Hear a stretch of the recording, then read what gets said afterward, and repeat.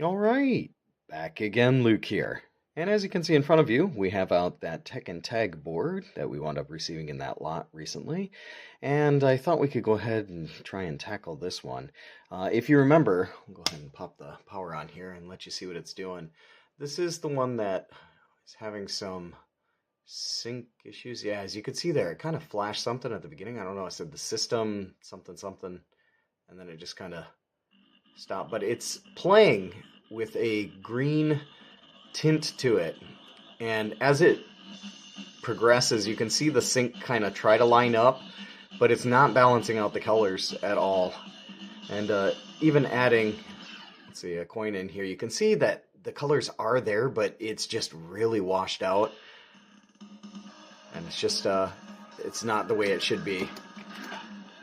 All of the buttons are working here, and the game itself is playable, but it's just not, it's not good as far as graphics go. It's shaky, and yeah, that tint is really, really bad. So we're going to go ahead and see what we can do about figuring out what's wrong with this. I don't know what it could be. I mean, possibly RAM related, could be one of these ICs at the top. It looks like the EPROMs for the game ROMs, those have been kind of reflown before, but we'll go ahead and see what we can do with it and kind of go from there. But that's where we're at. First step here, you can see it's just not syncing up right. So we'll go ahead and see what we can find out on this board, and I'll see you guys in a little bit. Okay, so unfortunately I can't seem to find my camera stand around here, so I'm going to have to hold this and explain what I found so far. After doing some probing on the RGB lines, I found that they all come up here to this microcontroller, this H83002, and all of the lines, including red, green, blue, and sync, are all mounting up here. So I did try and check around here.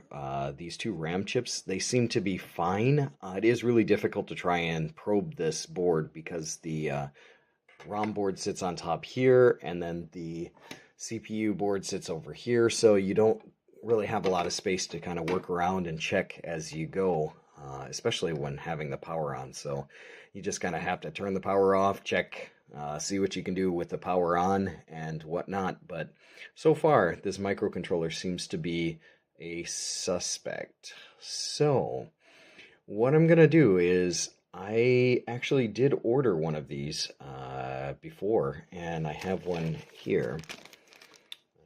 This should be the same one. Hopefully it's the same one.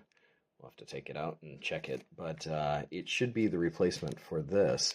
So I'm going to use my hot air station, remove this IC, and then we'll put down this this new one and see how that works. I don't know if this is going to change the problem or not, but it's maybe a step in the right direction. Like I said, every one of these lines are going through this filter here and then running all the way straight up here. You can see all of these. I believe this is the red, green, and blue, these three lines that are going straight up here. So yeah, that's what we're going to do. We're going to try and remove this.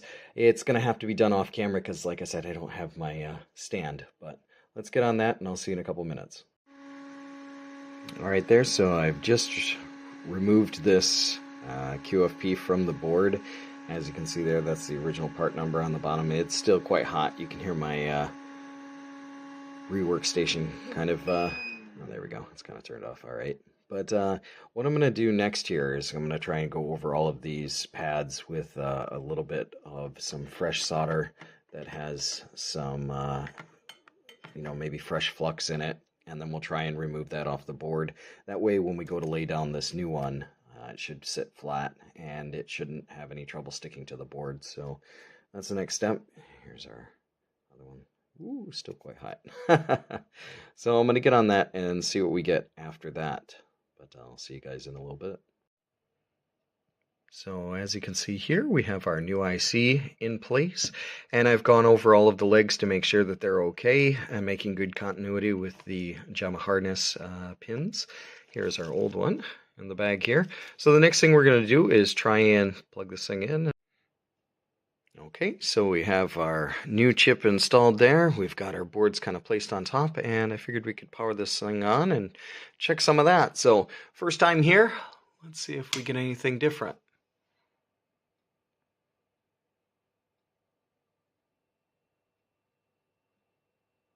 No, it looks like it's doing the same thing it was before. Shoot. Okay. So no changes there. That's unfortunate. Alright, we're gonna have to go around and check some other stuff here. Probe this board a bit more and see what's going on. It just seems like something's not aligning. It looks like the sync is off. But that shouldn't have anything to do with the green tint in the background. Yeah, it's just way too much. Okay, we'll go ahead and take another look at this and see what we can find. Hey, you guys, this is something that you're not going to believe. This is something I've never encountered with a board before. But we're going to go ahead and flip this on. I am going to go into the test menu. As soon as it pops up here, you'll see now the screen is black. Now I want you guys to check something out here. Is if you see the display test, we'll go into display and you'll notice in the upper right hand corner it says no interlace, and if you click on the right joystick it says interlace. You'll also notice if you push down on the joystick you can change the contrast. I have never seen this before. I've never owned this kind of board before, so this is something that I've never seen. But you can change the amount of contrast. Here you can see I'm changing the value down, which is making it less bright. We can go down to the red color. We can increase the brightness of the red, and by pushing left we can reduce that, as well as the green. We can do that as well, left and right. And if you go down to the blue, we can do that as well. This is something I've never seen before. So if we press the button here, you can see our adjustments. And if we go up to red, let's see if we can reduce the red a little bit. Okay, we'll get the red down, change the green. Green maybe down a bit too much. But we can adjust all of these. It has its own interface, and I didn't know that. Something really, really wild. You can see it getting really bright blue there. If we go down here, you can see the colors are kind of starting to set in, get a bit better. Let's change the green brightness down a little bit more, make that black, more black. Oh, the red, change that down just a little bit more. But you can see we are adjusting all of these RGB colors in the game. So go back up to the contrast. So I'll change the brightness of it, drop it down a little bit more. And just as a set, let's see how this one looks. Might still be a little bit too bright or too blue, but let's press the old start button. We should see a huge difference in this. Let's just try it, exit and save. I'm not sure exactly what color this is supposed to be for the title, but you can see the colors are not green anymore. It's still quite, maybe a little bit dark. It's going to pick it up darker through the camera here, but this is how you can change and adjust the colors on a Tekken Tag board.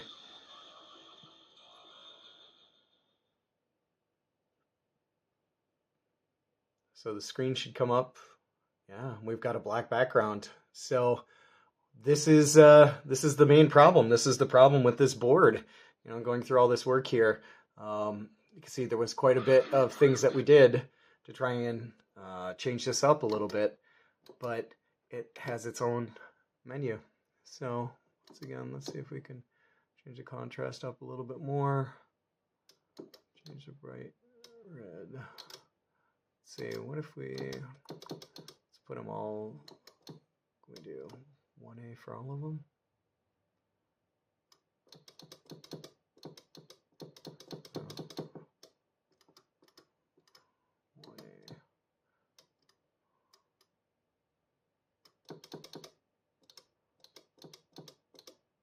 There we go. So we've got all 1A here. I still believe the red might be a little bit high.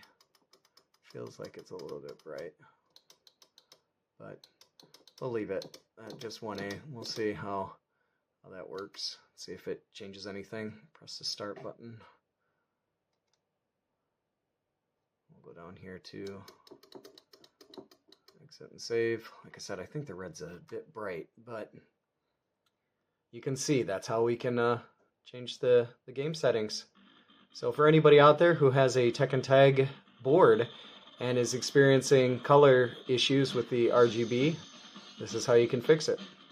But once again, another game here, slightly saved. I think saved from the grave. But yeah, that's about all for me for right now. Like always, I'll put up another video here soon, so thanks for watching.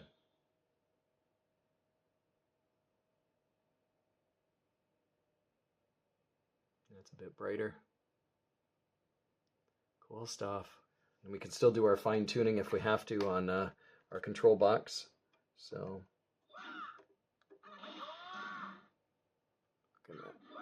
there we go. Just take a little bit more of that red away, and that's pretty golden. So thanks again for watching, and we'll see you again here soon.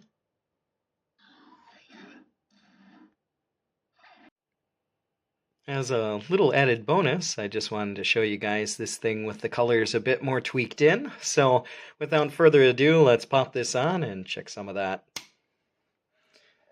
This will be the last time here, but at least you should be able to see everything a lot better.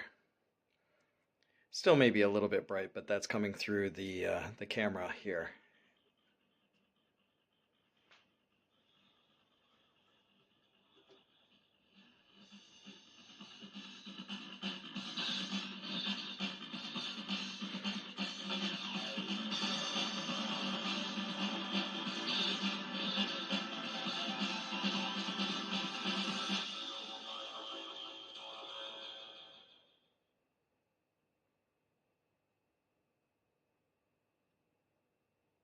As you can see, we have a black background there, which is the way it should be. And everything else looks much better. Like I said, it's going to look a little bit brighter coming through the camera, but it looks pretty good in person here. But that is it. 100% back and working. Woohoo! Awesome.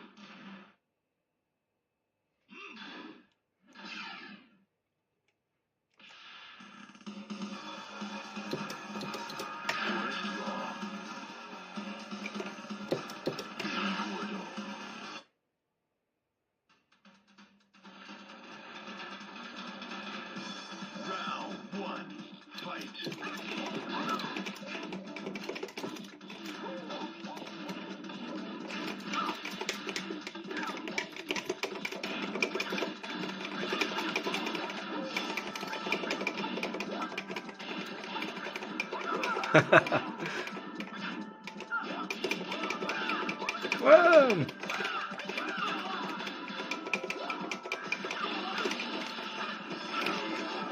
Oh, KO!